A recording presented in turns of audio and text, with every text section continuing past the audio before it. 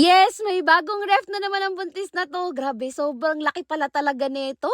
Na-deliver nga din kagad the same day na kinuha namin to. At yung asawa ko nga, tsaka yung dalawa niyang katrabaho yung nag-deliver dito sa bahay. Ang laki ng difference dun sa luma naming ref. Ayun yung ref namin na luma, yung nasa likod. 5 years na rin yung ref namin bago nga napalitan. At finally nga, nakapag-upgrade na rin ng mas malaki. Sa totoo lang, sa mga hulugang gamit talaga kami nakakaipon. Tulad nitong luma naming ref, hulugan lang din namin yan. Yung automatic namin na washing, yung dining set, yung TV rack. Kahit nga itong ginagamit ko na iPhone, hulugan ko rin to. At ito, nagpatulong na nga pala kami kay kuya kasi nga hirap siya dito sa ref dahil ang laki. Ito namang luma naming ref, ipapalalamove ko yan. Padadala ko dun sa mama ko kasi nga wala pa kaming ref dun sa Antipolo. Pinagtulungan na nga nila kuya, itabi muna dito sa may gilid para nga magkaroon ng pwesto yung malaking ref. At yung dati nga namin patungan ng ref, ito pa rin yung gagamitin namin kasi adjustable naman siya. Kahit anong laki ng ref nyo, pwede. Pwede nga rin to sa mga washing machine o mga appliances na gusto nyong ipatong dyan. Kayang-kaya niyan hanggang 150 kilograms. Ang maganda kasi dito, madali lang siyang iurong-urong para in case gusto mo maglinis sa ilalim, sa likod ng ref, mauurong mo din kagad. May lock na rin yan sa gulong para nakasteady lang, hindi maurong-urong in case may mga bata kayo sa bahay na patakbo-takbo. Bukod nga pala dun sa ref, sinabay na namin kumuha ng shurak ng Sanyang. Hindi pa to naka-assemble, pero pwede nyo naman tong ipa-assemble dun mismo sa may FC Home Center. Kaso nga lang hindi na namin siya pina-assemble kasi nga ang laki ng kakainin niyang space. Nakita nyo naman kung gaano kalaki yung ref, kaya hindi talaga to kakasya dun sa sasakyan pagka pina-assemble pa namin. May kasama naman na tong manual, madali lang naman siyang buuhin, basta susundan nyo lang siya step by step. Nakakatuwa nga kasi masasabi mo talagang quality tong Sanyang kasi ang bigat. And subukan na rin talaga yung Sanyang kasi nga itong TV rack namin, Sanyang yung tatak niyan, last year pa yan. Sa sobrang pagka-excite ko nga, pinabuo ko na kagad sa asawa ko yan na akala mo may ambag talaga ako pero taga-video lang. Wala na rin naman siya magagawa dahil ako nga ang masusunod. Char. Wala talaga sa plano tong shurak na to. Kaso nung nakita ko siya doon na naka-display, sobrang nagandahan ako. And plano ko na rin talaga magpalit ng bagong shurak kasi nadagdagan na naman yung mga sapatos ng mga bata at hindi na nga nagkakasya doon sa dati naming shurak. 16 pairs nga pala yung kasya dito pero 20 plus ata yung nailagay ko dito na sapatos kasi nga maliliit lang naman yung sapatos ng mga bata. Pagkatapos nga mabuo ng asawa ko, inalis ko na nga tong luma naming shurak. Then winalisan ko na para mailagay na rito yung bago. At dahil hindi nga kaya ng asawa ko buhatin to mag-isa dahil may kabigatan siya kaya ito tatlo kami nagbuhat. Sa ganda nga nito, hindi makakalaing shurak siya. Akala nga ng iba to, damitan. Pero siguro pwede rin naman, depende nga sa kung ano yung gusto nyong ilagay. At grabe, inabot na talaga kami dito ng alas 12 mahigit. Nagkanda puyat-puyat ng mga person na ito. Pero di bali, worth it naman at tuwan-tuwa nga ang buntis na to kasi nga ang gaganda na naman ng bago niyang gamit. Pagkatapos niyan, pinaglalagay ko na rin talaga yung mga sapatos namin kasi hindi na rin ako makapag-antay ng kinabukasan. At eto, kinaumagahan naman to, day off ng asawa ko, bali ipapadeliver na namin sa Antipolo tong luma naming ref. Eto siya, maliit lang talaga tong luma naming ref, mas mataas pa nga ako dito kahit 4'9" lang yung height ko. Pero 2 doors naman yan, tapos inverter at eto nagpatulong na nga rin kami kay kuya at ginabi na rin to kasi nga ang dami rin namin ginawa maghapon. Tuwan-tuwa nga rin yung mama ko nung nakarating to ng Antipolo kasi makakapagsalad na daw siya sa Pasko at New Year. At yun lang muna